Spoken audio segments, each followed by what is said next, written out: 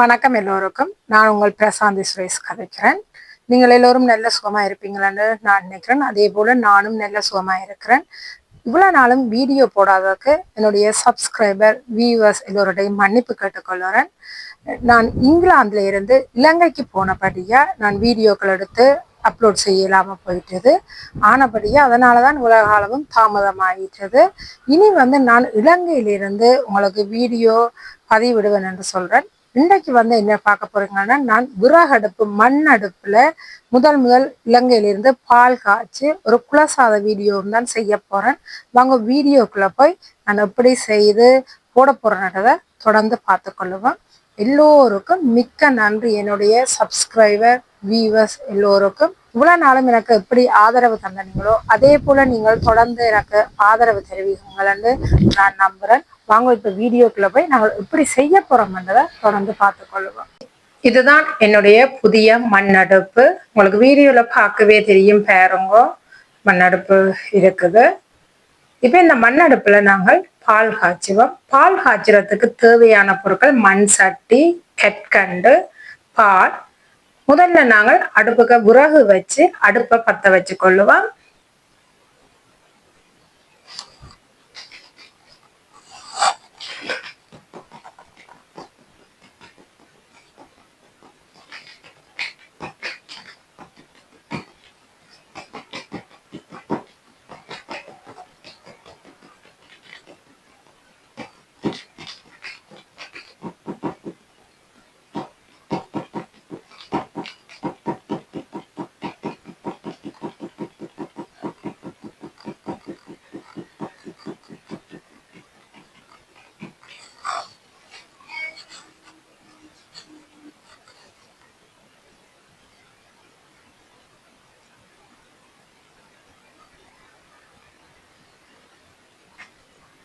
இப்ப பாத்தீங்கன்னா அடுப்பை பத்த வச்சுட்டு சட்டிக்கு நாங்கள் பாலை விட்டு கொள்ளுவோம்.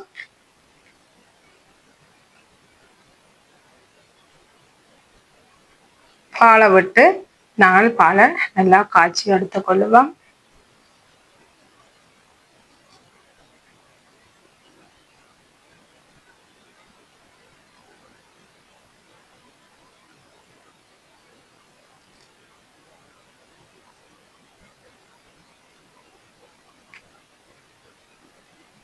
இப்படியே தொடர்ந்து பார்த்துக்கொள்ளுங்க. நாங்கள் இப்படி பால் காய்ச்சி பால் பொங்கி வாரன்றதை இந்த வீடியோல பாருங்க.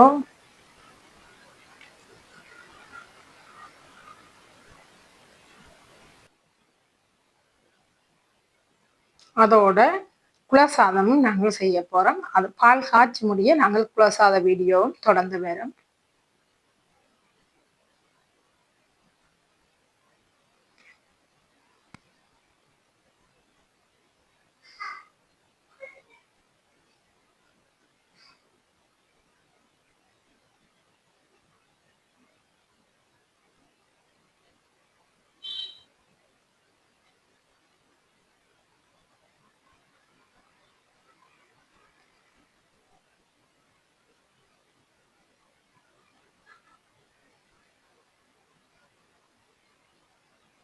பாருங்க, பால் கொதிச்சு பொங்கி வாரத்துக்கு ரெடி ஆகி கொண்டு இருக்குது. உங்களுக்கு வீடியோல பார்க்கவே தெரியும் பாருங்க.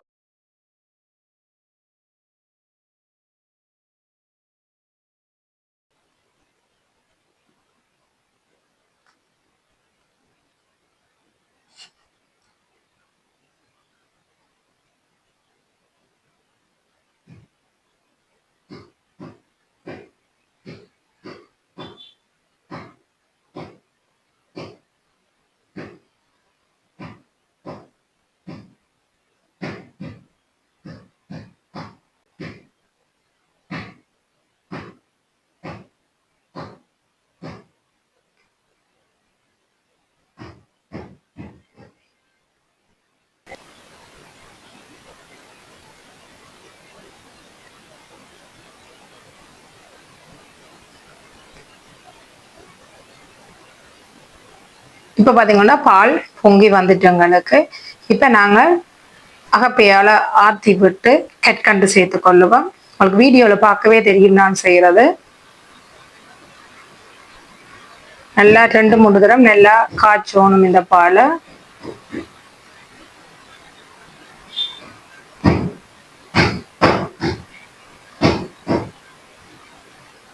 இப்ப எங்களுக்கு பால் ரெடி ஆயிட்டு இனி நாங்கள் கப்புக்கு விட்டு பாலை குடிச்சு கொள்ளுவோம்.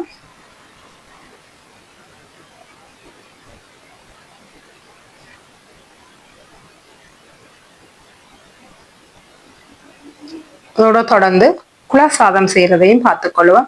குலசாதம் செய்வதற்கு தேவையான பொருட்கள் அரிசி, தேங்காய், பைற்றங்காய், பூசணிக்காய், கத்தரிக்காய், பச்சை மிளகாய், வாழைக்காய், தக்காளி பழம், வெங்காயம், வெள்ளைப்பூடு, மரவள்ளிக்கிழங்கு, உப்பு, பருப்பு, கடுகு, சீரகம், மிளகாய்த்தூள். முதல்ல நாங்கள் அரிசியை கழுவி அடுப்புல வச்சு கொள்ளுவோம். உங்களுக்கு வீடியோல பார்க்கவே தெரியும், நான் குத்தரிசி தான் எடுத்திருக்கிறேன். குத்தரிசியையும் பருப்பையும் ஒண்டா போட்டு 4-5 தடவை கழுவி எடுத்துட்டு நான் அவிய வைக்க போறேன். உங்களுக்கு வீடியோல பார்க்கவே தெரியும் நான் எப்படி செய்யறேன்னு. நல்லா பிணைஞ்சு கழுவி எடுத்துக்கொள்ளுவோம்.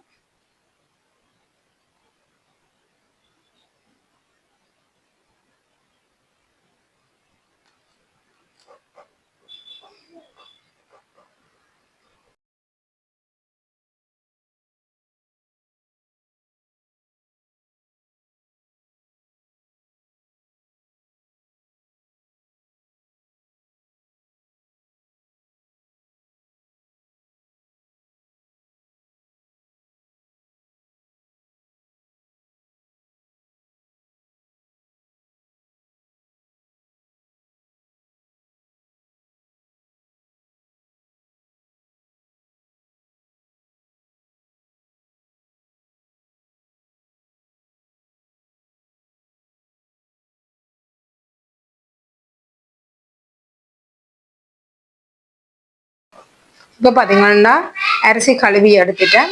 இப்போ நாங்கள் தண்ணி விட்டு அவிய வச்சுக்கொள்வோம். நாங்கள் குத்தரிசி என்றபடியாக கூடுதலாக தண்ணி வச்சுக்கொள்ளணும். இப்போ நாங்கள் அடுப்பாக பற்ற வச்சுட்டேன். இப்போ நாங்கள் அடுப்பில் வச்சு மூடி கொதிக்க விட்டு கொள்ளுவோம். எங்களுக்கு தண்ணி காணாட்டி நாங்கள் இடையிலையும் தண்ணி சேர்த்துக்கொள்ளலாம். கொதிக்க வச்சு சுடு தண்ணி விட்டு கொள்ளலாம்.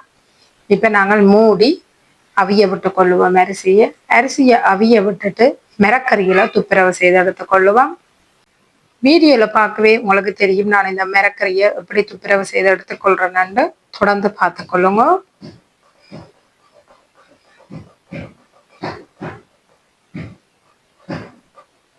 இப்போ பார்த்தீங்கன்னா அடுப்பு நல்லா எரிஞ்சு எங்களுக்கு அரிசி இப்பதான் சட்டி சூடாகி கொதி எழும்பி கொண்டு இருக்குது. நாங்கள் தொடர்ந்து எங்களை மிரக்கறியை துப்புரவு செய்து எடுத்துக்கொள்ளுவோம்.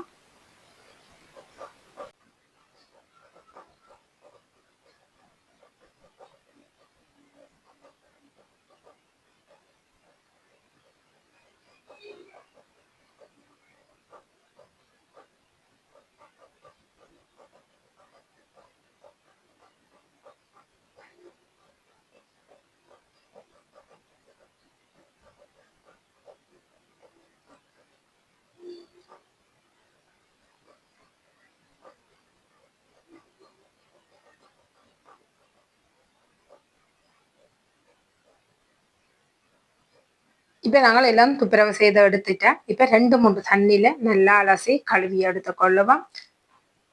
உங்களுக்கு வீடியோல பார்க்கவே தெரியும் நான் அப்படி கழுவி எடுத்துக்கொள்றேன்னு.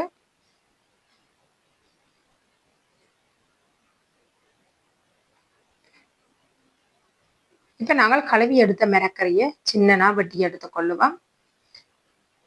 நாங்கள் ஓரளவான துண்டா வெட்டி போட்டால் தான் எங்களுக்கு குலசாதத்தில் கரைஞ்சி சின்ன சின்ன துண்டு கரையாமல் இருக்கும். அப்போ சாப்பிடக்கு இடையில எங்களுக்கு மிரக்கறிகள் கடிபடக்கூடிய மாதிரி இருக்கும். ஆனபடி அதுக்கேற்ற மாதிரி உங்களுக்கு வீடியோவில் பார்க்கவே தெரியும் நான் அப்படி வெட்டி கொள்றேன்னு. இப்போ பார்த்தீங்கன்னா எல்லாம் வெட்டி ரெடி பண்ணி எடுத்துட்டேன். பார்த்தீங்கன்னா எங்களுக்கு சோறு நல்லா பருப்பும் அரிசியும் கொதிச்சு கொண்டிருக்குது. இப்போ நாங்கள் மற்ற அடுப்பையும் பற்ற வச்சு கொள்ளுவோம். இப்போ பாருங்க இப்படி எங்களுக்கு பருப்பும் அரிசியும் அவிஞ்சு கொண்டு வரைக்குள்ள நாங்கள் இதுக்குள்ள வெட்டி வச்சிருந்த பூசணிக்காய், மரவள்ளிக்கிழங்கு, வாழைக்காய், எல்லாத்தையும் நாங்கள் போட்டுக்கொள்ளும். என்ன எங்களுக்கு பூசணிக்காய், மரவள்ளிக்கிழங்கு, வாழைக்காய் எல்லாம் அவியறது கொஞ்சம் டைம் எடுக்கும். முக்கால் பதம் எங்களுக்கு அரிசியும் பருப்பும் அவிஞ்சு முடிய நாங்கள் இந்த மரக்கறியை சேர்த்து கொள்ளணும். இப்போ நாங்கள் மற்ற அடுப்பை பற்ற வச்சு சட்டியை ஹீட் பண்ண வச்சு கொள்ளுவோம்.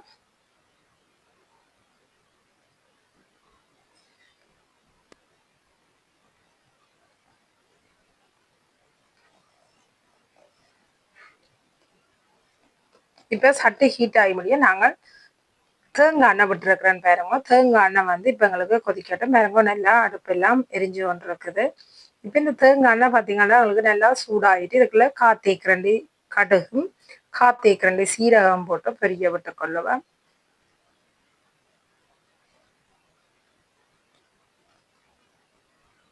கடுகு சீரகம் பொரிஞ்சு வரைக்குள்ள வெங்காயம், வெள்ளைப்பூடு, பச்சை மிளகாய், கருவேப்பிலையை இதுக்குள்ள போட்டு நல்லா இந்த எண்ணெயில வதங்க விட்டு கொள்ளுவோம். இப்போ பார்த்தீங்கன்னா இந்த எண்ணெயில நல்லா வதங்கி கொண்டிருக்கு எங்களுக்கு.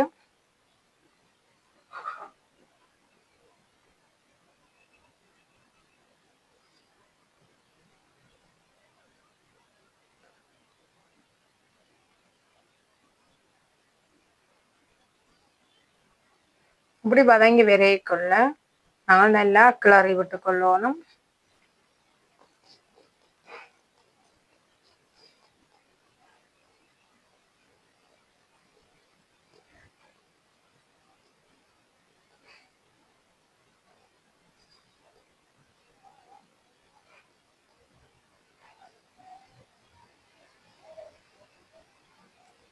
இப்போ நாங்கள் சோறத்து வந்து பார்த்தோம்னா பாருங்க எங்களுக்கு மரவள்ளிக்கிழங்கு, பூசணிக்காய், வாழைக்காய் எல்லாம் அவிஞ்சு கொண்டு வந்துட்டு இப்படி வரைக்கும் எங்களுக்கு தண்ணியும் காணாம வந்துட்டு அப்போ நாங்கள் சுடு தண்ணி கொதிக்க வச்சு விட்டு கொள்ளணும். விட்டு நல்லா கிளறி விட்டு கொள்ளுவோம். மூடி அவிய விட்டு கொள்ளுவோம். இப்போ பார்த்தீங்கன்னா எங்களுக்கு வெங்காயம், பச்சை மிளகாய் எல்லாம் நல்லா வதங்கி கொண்டு வந்துட்டு இப்படி வதங்கி வரைக்குள்ள நாங்கள் வெட்டி வச்சிருந்த கத்தரிக்காயையும் பைத்தங்காயையும் சேர்த்து நல்லா கிளறி விட்டு கொள்ளுவோம்.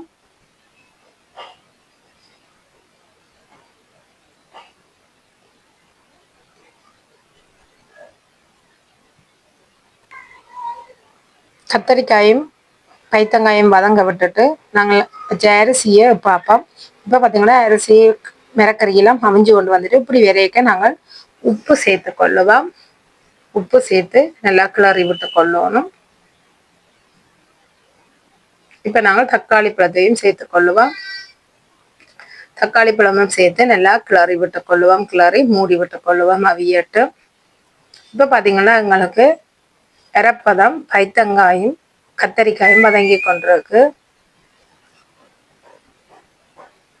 இந்தளவு பதம் வதங்கி வரைக்கு நாங்கள் தூள் சேர்த்து கொள்ளுவோம். தேவையான அளவு கறித்தூள் தான் நான் சேர்த்துக்கொள்றேன். கறித்தூளையும் சேர்த்து நல்லா அடுப்பை குறைச்சி விட்டு கிளறி விட்டு கொள்ளணும். கிளறி விட்டு இப்போ அடுப்புலேருந்து நான் இறக்கி கொண்டேன். இறக்கிட்டு தூளை எரிய விடாம நாங்கள் இறக்கி கொள்ளணும். இறக்கி இந்த அரிசி பருப்பு மிரக்கறி எல்லாம் போட்ட கலவை இருக்குத்தானே இதுக்குள்ள நாங்கள் இந்த கத்தரிக்காய் பைத்தங்காய் தூள் எல்லாம் போட்ட கலவையை கலந்து நல்லா கிளறி விட்டு கொள்ளணும். நல்லா கிளறி விட்டோம்னா எங்களுக்கு உப்பு தூள் எல்லாம் சேரும். நாங்கள் அடுப்புல என்னத்துக்காக தூள் உப்பு எல்லாம் போட்டு வதக்கி போட்டு போடுறோம்னா தூளின் பச்சை மனம் இருக்காது. தூள் அந்த எண்ணெயில வதங்கி நல்ல ஒரு வாசமா இருக்கும். ஆனபடியா நாங்கள் அப்படி செய்து போட்டோம்னா எங்களுக்கு குலசாதம் நல்லா இருக்கும். இப்போ பார்த்தீங்கன்னா எங்களுக்கு நல்லா கொதிச்சு கொண்டு இருக்குது. சோறு கிழங்குகள் எல்லாம் நல்லா அவிஞ்சிட்டு இப்படி அவிஞ்சு வரைக்க நாங்கள் எடுத்து வச்சிருந்த தேங்காய் பால் இருக்கு தானே அதில் முதல் கட்டிப்பாலை விட்டு கிளறி விட்டு கொள்ளுவோம். நல்லா அடி பிடிக்காம நாங்கள் கிளறி விட்டு கொள்ளணும்.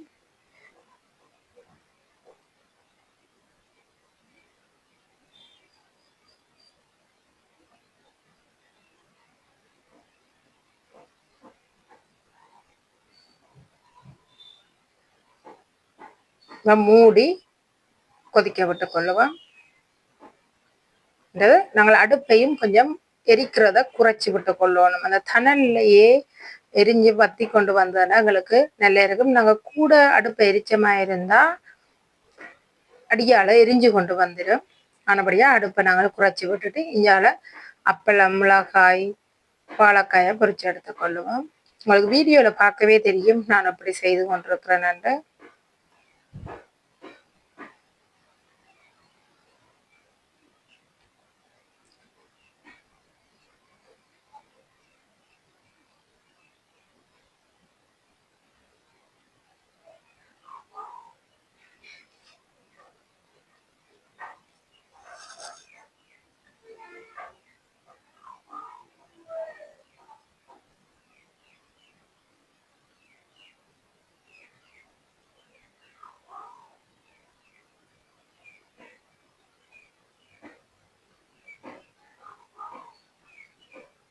இப்போ பார்த்தீங்கன்னா எங்களுக்கு உப்பு, தூள், உரைப்பு எல்லாம் சேர்ந்து குலசாதம் நல்லா ரெடி ஆகி கொண்டிருக்கு. இன்னொரு கொஞ்சம் நேரம் வத்தினா எங்களுக்கு ரெடியாக இருக்கும். உங்களுக்கு பார்க்கவே தெரியும்.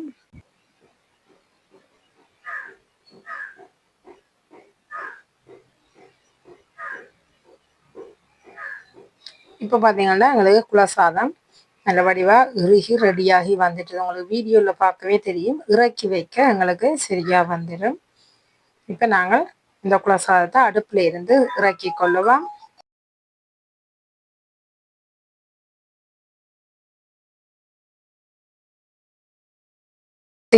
நாங்கள் செய்தெடுத்த குலசாதம் ரெடியாக இருக்குது பாருங்க. பார்த்தீங்கன்னா நல்லா இறுகி எங்களுக்கு நல்ல பதமாக குலசாதம் ரெடி பண்ணிட்டோம். இப்போ இந்த குலசாதத்தை நாங்கள் வாழை இலையில போட்டு சாப்பிட போகிறோம் பாருங்க. குலசாதமும் பாகற்காய், வாழைக்காய், மரவள்ளிக்கிழங்கு, அப்பள பொரியலுடன் இதுக்கு கறி நாங்கள் வைக்க தேவையில்லைனாட ஏற்கனவே இதுக்கு மிரக்கறி எல்லாம் போட்டிருக்கிறபடியா எங்களுக்கு கறி தேவையில்லை. நாங்கள் சும்மாவே இந்த அப்பள மிளகா பொரியலோட சாப்பிட்டு கொள்ளலாம்.